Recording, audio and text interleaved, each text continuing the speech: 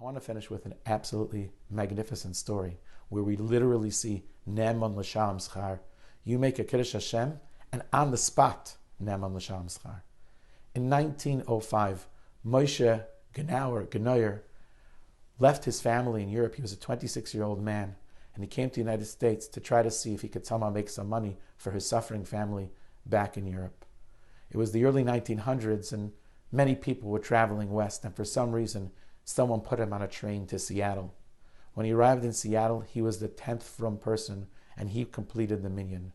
How did Moshe support himself? He was a peddler. That's what the Jewish people did in those days. He would buy stuff from this place and then try to peddle his wares in a different place. And slowly but surely, he would make a little bit of money, and if he made extra money, he'd send it back to his family in Europe. One day he heard about a fellow that had a bunch of suits that he was looking to sell. And Moshe figured that this would be a good opportunity. And it was 4 miles away from where he lived in Seattle.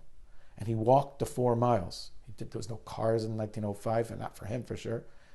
He couldn't afford any other method of transportation, so he walks 4 miles. And he comes to this beautiful home, and he buys a bunch of suits, and he pays them. And he comes home, and he takes the large bundle of suits and spreads it out on his little teeny bed, and he starts looking at the suits, and he realizes that one of the pockets was a little bulkier than the others. And he reaches into the pocket and he pulls out a gold and diamond brooch, a pin. And he's like, I didn't buy that. I bought the suits.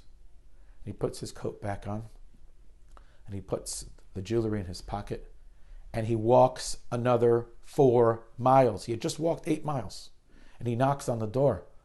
And the woman opens up and she goes, what do you want? My husband's not available. Well, you were just here before. And he says, he's holding the thing in his hand. He goes, I bought this suit. I didn't buy the diamond. Here, it's yours. And the woman is so taken aback that she welcomes him into the hope. She sits him down in the family room and she calls her husband down. And her husband comes down and he says, 1 second, where do you live? Explain what happened here. He wasn't involved in the sale of the suits. Someone else in the family was. He said the whole story. And the guy says, you just walked 4 miles after you walked 8 miles? And now you're going to have to walk another 4 miles because of honesty? You are so rare and so special. He sticks out his hand. He goes, just want to introduce myself. And he says his name. He says, I'm the president of Rainier National Bank. Sir, if you ever need a line of credit, just make an appointment with me and I'll make sure you have it, because somebody who is as honest as you is someone I want to do business with. A few weeks later, Moshe took him up on the offer. He took a line of credit and he was able to open a store which eventually became extremely successful.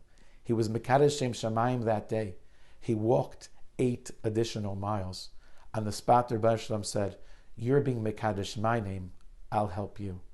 And the rest is history. Baruch Hashem, the Genoyer family is a very large family. When I was in Eretz Yisrael, in Panovich, there were some very chashuv people there from that mishpacha. It's 100-something years later, but that Kiddush Hashem continues to pay dividends.